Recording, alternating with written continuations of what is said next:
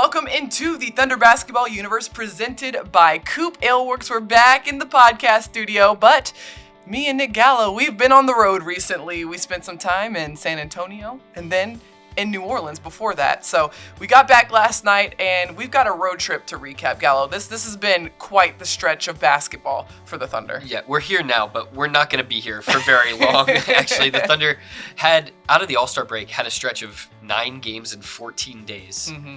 And after a couple days off, that was extremely nice. The team is now embarking kind of right in the middle of a stretch of 8 out of 10 games that are going to be on the road, with just 2 single-game homestands here against the Brooklyn Nets on Tuesday and then Phoenix Suns on Sunday. So this is, coming down to the wire for the Thunder in a grueling stretch for OKC.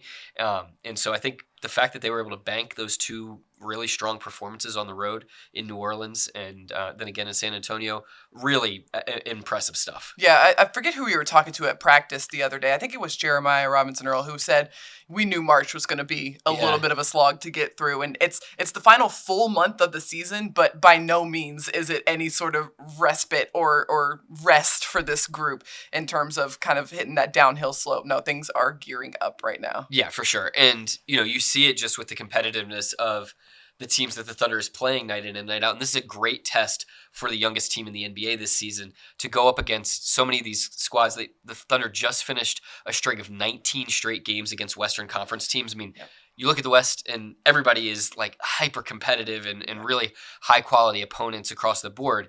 And so to kind of survive that gauntlet, now you got a couple tough road games or tough games coming up against Eastern Conference teams in Brooklyn and Toronto. And this is where this young team can learn what it really means to be in the fight night in and night out during the slog of an 82-game season. And the Thunder coming off of a back-to-back where 48 hours before that back-to-back, they were coming off of another back-to-back, but it was a stretch of 3 games and 4 nights. So this group has really hit just a really tough stretch of basketball, but we're seeing some really positive signs from this group. In fact, let's talk about this back-to-back a little bit. It started in New Orleans against a really good Pelicans team who's obviously been very competitive this year, hungry as a team and as an organization, and it's a Friday night in New Orleans, Smoothie King Center, like all eyes were kind of on this game, and the Thunder, they came out strong, set a tone from the outset, and the defense in this game was a really big focus for the Thunder, especially coming off of a loss in Phoenix where the defense wasn't quite there. Right. Phoenix kind of had their way the entire night. The Thunder really, really honed in on that defensive end of the floor, got the win in New Orleans, and then carried that over into San Antonio on the second night of a back-to-back. Yeah, much better performance as you just look more holistically at the back-to-back than the previous one that they had earlier in the week. And those are the types of steps forward that the Thunder wants to see on a week-to-week, month-to-month, year-over-year basis. Is like, how are you handling these situations better than maybe you were previously? I think the New Orleans game is a perfect example of that season-long growth, where the Thunder, every time that they had played the Pelicans up to this point, the 3 other matchups, had really gotten punched in the mouth in the first quarter. And yet, down in New Orleans, down in that environment, as you mentioned, Paris, the Thunder was the one that delivered the first punch and really set the tone of the game defensively. Then to turn around with 19 hours in between the end of the game on Saturday in New Orleans and the start of the game on Sunday in San Antonio, that Thunder team, losing the hour, it's an early game in San Antonio, comes out and they deliver the exact same type of defensive punch to start the game, held the Spurs to just 19 points in that first quarter. And one other thing, in addition to the adversity of the time crunch in between games with the spring forward and playing an hour earlier, the Thunder was without Shai Gilgeous-Alexander on the second night of that back-to-back. And so all of these kind of, different tests of adversity coming to the Thunder. And this is when we've seen the team kind of rally and be the best version of itself, because it at the Thunder's core, they want to be a team that competes together and solves problems with everybody on the floor. And that's exactly what we saw in San Antonio. One of my favorite stats from this entire game was the fact that every single player made a 3 against the Spurs. This is a game where the Thunder didn't shoot the ball very well from 3. Under 30%. Under 30%. I'm pulling up the stats right now. Under 30%. They only made 10 threes, and 9 guys played. Every single guy made a 3-pointer. And that was kind of an indication of how well-rounded this group was able to contribute throughout the game, and that was necessary in this sort of environment and situation. Yeah, and this is what teams are made of, right? When can you band together? Can you just manufacture what you need to manufacture when you're not on your A game from a shooting standpoint? How do you generate the types of stops that you need to at least be able to push the scoreboard forward enough and hold off your opponents from those big, massive scoring runs? I also thought just the endurance and the mental stamina in that San Antonio game was super impressive. The Thunder went up by 17 in the first half. San Antonio just chipped away heading into halftime. Then they came all the way back and tied the game at 59 midway through that third quarter. Would have been a very easy opportunity for this Thunder team, very road weary, to have just folded. And, you don't have Shea, no excuses were made. They stood and delivered, went on a big run immediately after that, and was really able to close the game, and it didn't even get to clutch time because the Thunder held that commanding double-digit lead. And it was really the defensive end for the Thunder, both in the San Antonio game and the New Orleans game, that just shined. We've already kind of talked about it a lot, but one area in particular that stands out, the Thunder held both of these opponents to under 100 points, back-to-back games. And this says a lot, especially against a New Orleans team who's been, surging offensively. They love to hit the paint. They love to score in bunches. They have a lot of perimeter guys with a lot of length and ability to get downhill.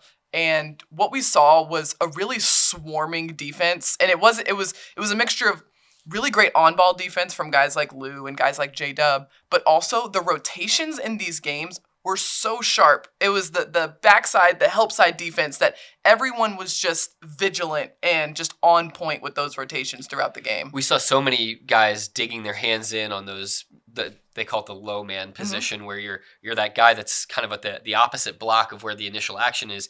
You've got to be the first one into the lane to block off any rolls to the rim, anybody trying to go up for an alley-oop, anybody cutting through the middle of the floor. But you've also got to be in position to get back to the corner if that ball swings around and rotates into the corner. So a lot of pressure put on that position, and the Thunder was there almost every single time in both of those games. I remember Lou Dort vividly getting a big-time steal in one of those situations as CJ McCollum tried to cut into the lane there. So just really strong performance. And I think the Spurs game should not be overlooked because San Antonio, coming into that matchup, had won 3 out of 5 games, including a victory over the number 1 team in the West, the Denver Nuggets. And I think they had scored 110 points in a handful of games in a row leading up to that matchup. So for the Thunder to hold them to just 90, I think says as much about OKC as maybe San Antonio not having a good shooting night. Yeah, and it took everybody out there on the floor. I mean, Jay Will had 4 steals in this game as well. So everybody had to kind of contribute and make sure that they were on their P's and Q's for a full 48 minutes, and that's exactly what we saw. We also saw some really strong individual performances and some really great signs of growth for some of the Thunder's young players. We're going to get into those guys and their games right after this. Don't go anywhere. COOP Ale Works is the proud sponsor of Thunder Basketball Universe. Brewers of the fan favorites F5 IPA and 99-calorie Ice Chest IPA. You'll find those and many more COOP beers at retailers across Oklahoma. Learn more at CoopAleWorks.com. All right, we talked a lot about defense to start this podcast, but we gotta talk a little bit about the offense because we saw some really strong stuff from some Thunder's young players. And one guy in particular who we've had our eye on all season long has been Ousmane Dieng. And his ride this season has just been so up and down, whether it was getting that injury that kept him out for a sustained amount of time or continuous trips to the G League. It's just been ups and downs, highs and lows. And right now, he's in the middle of a stretch for the Thunder where he's getting some really significant minutes, meaningful minutes out there on the floor, some great matchups out there on the floor. And how about this? In San Antonio, he put up a career high, 17 points. Yeah, I think this is a perfect example of why the Thunder targets character and guys that have that fortitude within them in the draft. Because I remember distinctly Sam Presti talking about after the draft saying he was really intrigued by 17, 18-year-old Ousmane Dieng's decision to leave the comforts of his home in France and go all the way across the world and go play in the NBL in New Zealand and Australia. And the way that he navigated that season in New Zealand, where There's all sorts of COVID protocols. They couldn't even play in their home gym. He had a really rough start to the season, but then the back half of the year, he was really solid from behind the three-point line. It really picked up his game the last 12, 13 games of the season. You combine that with the physical talents that he has. Well, we're seeing a very similar story play out here with Ousmane at the NBA level, which is he had some adversity to go through. Coming to a brand new place, he's still learning English. He's, kind of gone through a lot to this point, as you laid out with the injury and the trips with the OKC Blue. But here, towards the end of the season, he's getting these cracks. He's had 25 NBA games under his belt, many more G League games as well. We're seeing him play with the type of force and the type of consistent level of hard play that the Thunder was, really focused on from the very start with him. And it's so cool to see a guy be able to have a plan laid out for him at the beginning of the season.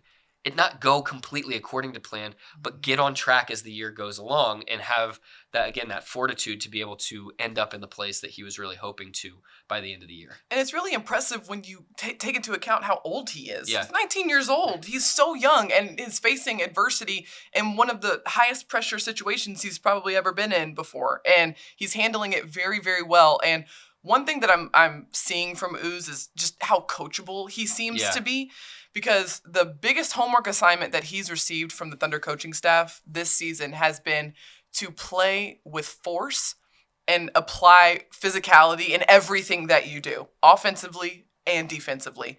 And before he got injured with that wrist injury earlier this season, he had started to tap into that. We started to see plays where he was attacking aggressively downhill or not being willing to tie up a guy, for a jump ball rather than let him go and get a layup. Those are the sort of plays we were starting to see. And now that he's back from that wrist injury, he did have to work his way back into it. And that's where the OKC Blue really played a big factor in his comeback to the Thunder. But in this San Antonio game, it was everywhere. Yeah. The force, the physicality, the lack of fear when it comes to contact, I'm not going to be deterred because your hand is in the way. I'm going to finish through this play. And one play that did it, that really showed it for me was it was the coast to coast play. Yeah. He got a rebound. He went coast to coast. He had a full court layup ahead of him, but there was, I forget which player from San Antonio, literally had his hand on the ball around Ouz's hands. And Ooz just ripped the ball from him and finished at the front of the rim, undeterred. Just wasn't waiting for a whistle, wasn't looking for a whistle, didn't let that just derail the situation. But that was a sign there that Ooz is getting back into that physicality that the Thunder coaching staff wants to see from him. Yeah, and those just weren't the plays that he was not capable of at the beginning of the season, and it just more evidence of the Thunder's player development program and when guys are fully invested in it, because ultimately it comes down to the guys. It comes down to the players and their ability to take those strides, make those improvements, be coachable, as you're saying, and then go out there and execute it. And I think Ooz has done an amazing job. And it's been an interesting corollary to kind of see a guy like Dario Saric in the rotation for the Thunder. This is a player who came from overseas, highly skilled player. When he came into the league, very young player. He was not nearly as physical as we're seeing him play right now when he was in his first 1, 2, 3 seasons in the NBA. And it just goes to show that can be an acquired skill over the course of a career. And for a guy like Ousmane, we're already seeing the signs of him being able to acquire that just in his first season as a 19-year-old. So, it's obviously not a one-to-one comparison between those two players. They are vastly different players. Ousmane's, skill level and athleticism and ability to do so much on the floor, obviously, gives him such a high ceiling.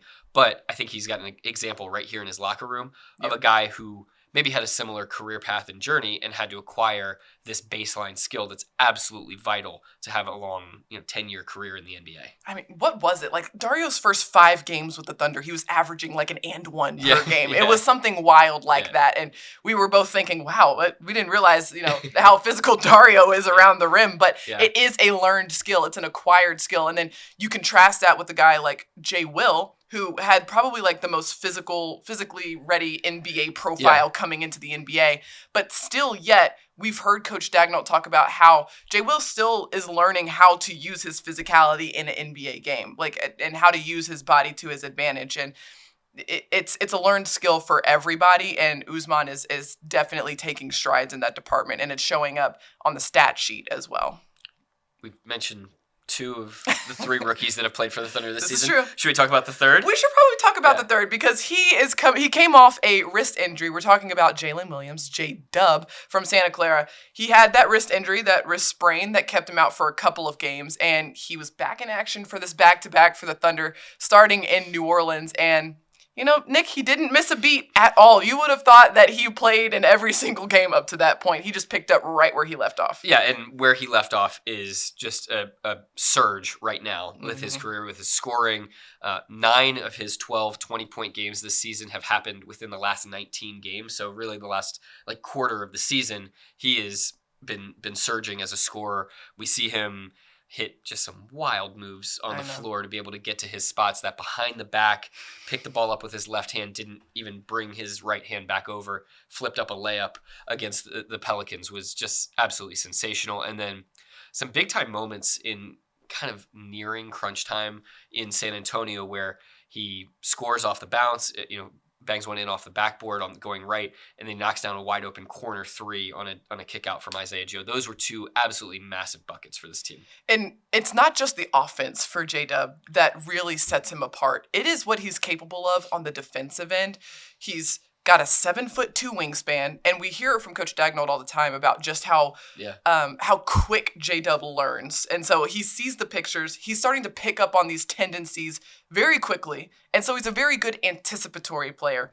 He understands what players are going to do, where the ball is going to go, and we see that play out with the steals. He had a stretch of 13 games with at least 1 steal. I think that's what the stat ended up being, which was the longest longest active streak. It was broken a couple games ago, or this last game.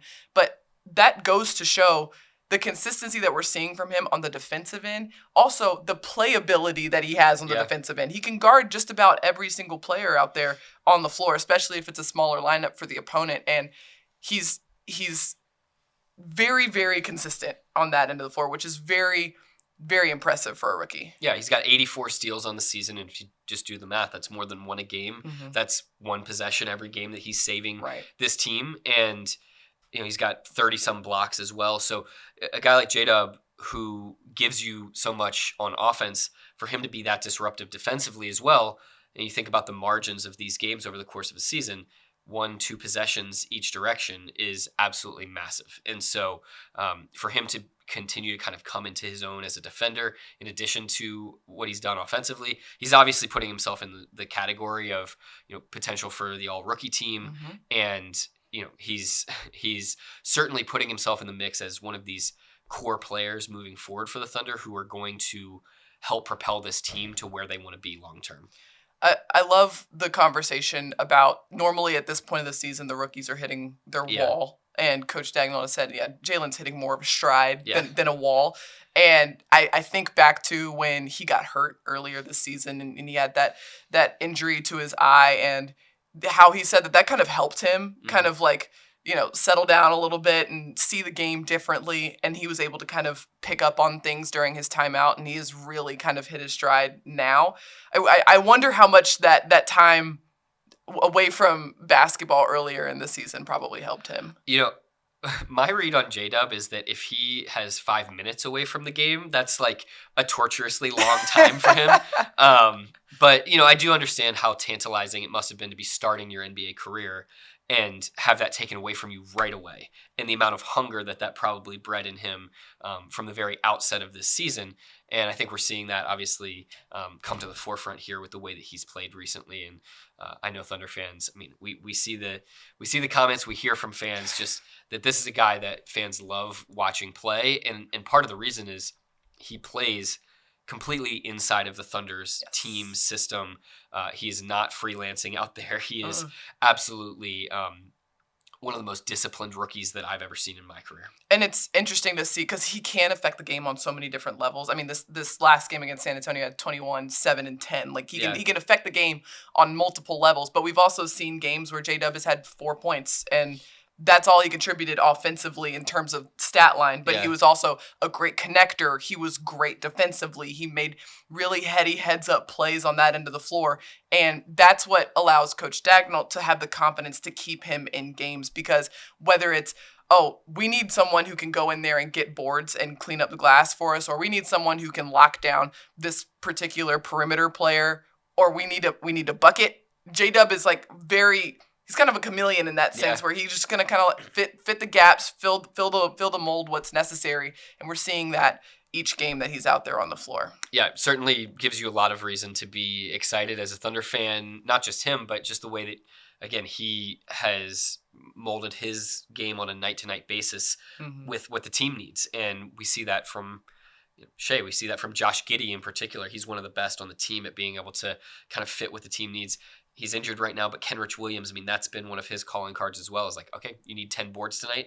I'm going to go get them. And so as this team projects into the final stretch of the season and beyond, which is, what this organization is focused on. It's focused on continuing to build. It's not focused on, a sprint to the finish line this season. It's focused on playing better basketball tomorrow than it did yesterday. And I think as we talked about Ousmane, as we talk about JDub, these guys are all giving you reasons to feel like this Thunder organization is going to be able to do that.